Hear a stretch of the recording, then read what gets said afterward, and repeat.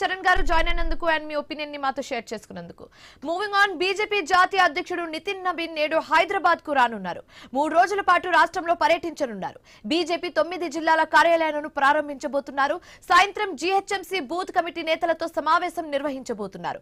రేపు వరంగల్లో కార్యకర్తల సదస్సుకు నితిన్ నబీన్ హాజరు కాబోతున్నారు. ఇదే అంశానికి సంబంధించి మరింత తాజా సమాచారం మా కరెస్పాండెంట్ ఉదయ్ కిరణ్ ఫోన్ ద్వారా అందిస్తారు. ఉదయ్ కిరణ్, నితిన్ నబీన్ హైదరాబాద్ టూర్ కి సంబంధించి పూర్తి డీటెయిల్స్ ఏంటి?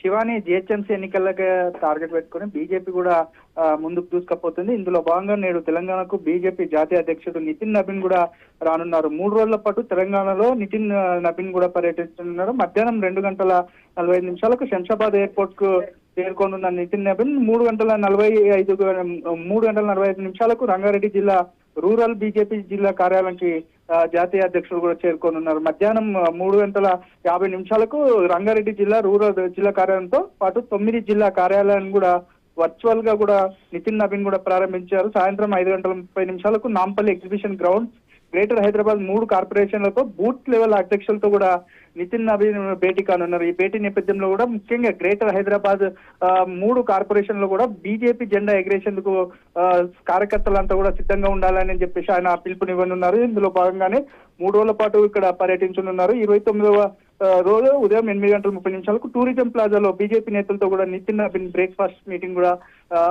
ఏర్పాటు చేశారు. దీనికి సంబంధించిన ఇప్పటికే బీజేపీ రాష్ట్ర నేతలతో కూడా కీలక భేటీ ఉండనుంది. ఈ భేటీలో కూడా భువనగిరిలో నితిన్ నబీన్ కు స్వాగతం పలకనున్నారు బీజేపీ శ్రేణులు. అలాగే దాంతో పాటు వరంగల్ నుండి హైదరాబాద్ కు రాత్రి 8:30 నితిన్ నబీన్ కూడా చేరుకోనున్నారు. దీనికి సంబంధించిన 3 రోజుల పాటు షెడ్యూల్ ఉన్న నేపథ్యంలో కూడా జిహెచ్ఎంసీ ఎన్నికలతో పాటు రాష్ట్రంలో కూడా బీజేపీ బలంగా ఉన్న నేపథ్యంలో కూడా బీజేపీని జెండా ఎగరవేసేందుకు వచ్చే